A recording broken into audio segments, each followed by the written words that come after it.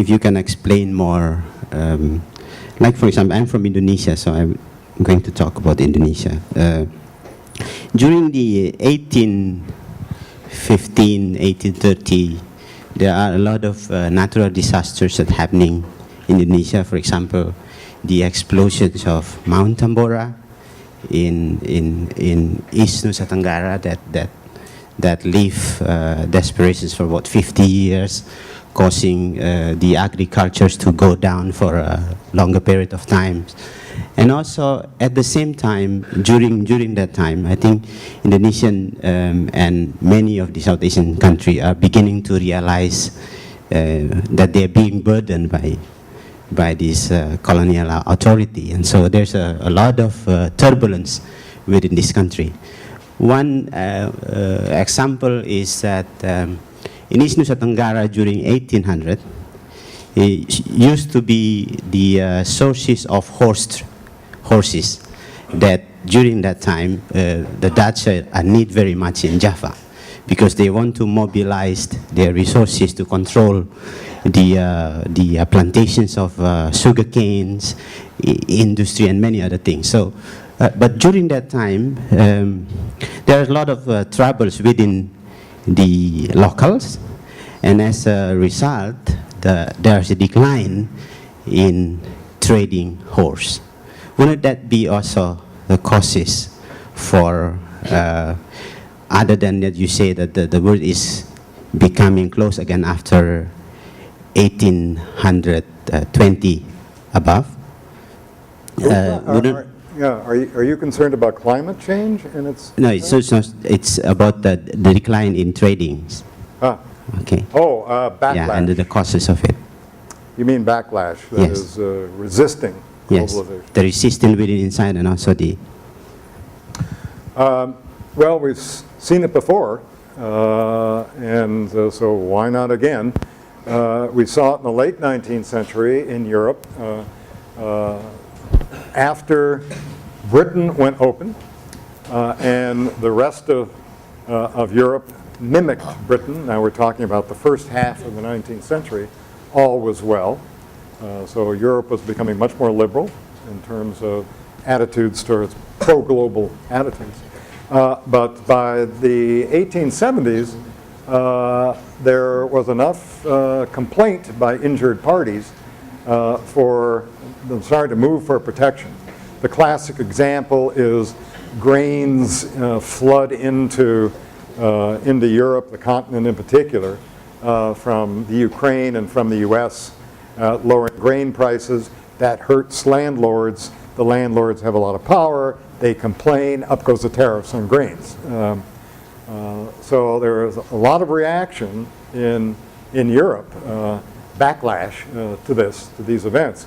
So it was a global backlash.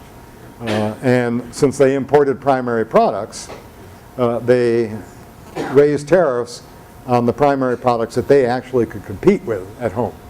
That wouldn't include cotton or sugar, but it sure would include grains. That wasn't the only place where backlash occurred.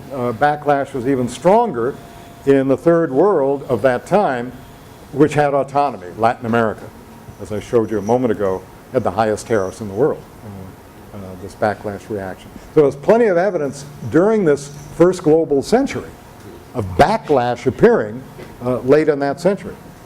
Some have argued that those forces of backlash contributed something to the triggering the World War I, actually, as countries began to battle over resources and territory. But so that's one example. The second example, of course, is when you have a Great Depression. Each country is desperately trying to get out of the Great Depression, and one way to do it is shift the burden onto somebody else.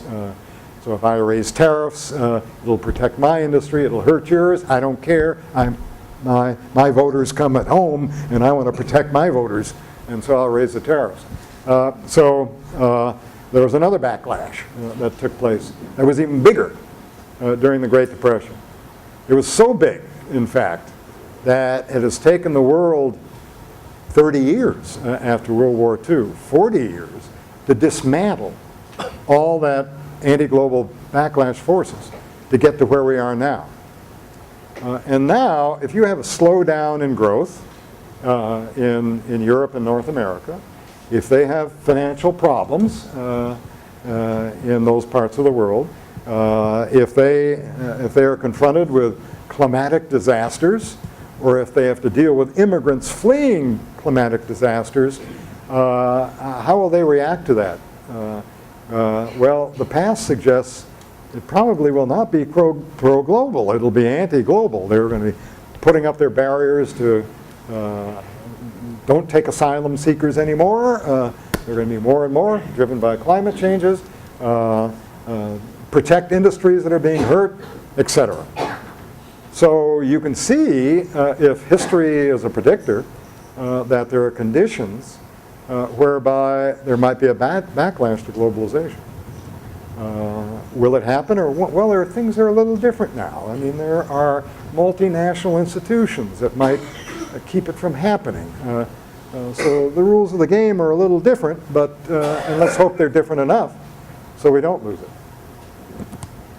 Okay. But the hope is that a country like the Philippines hasn't just lost out. This great world global boom. And the sense is, Philippines has not exploited that as well as a lot of other countries have been able to. And by the time they learn how to exploit it, will it be too late? So it'll be gone. Sorry, backlash is here. So those are really interesting questions. And there, for example, a long look at history really helps, get answers to his questions.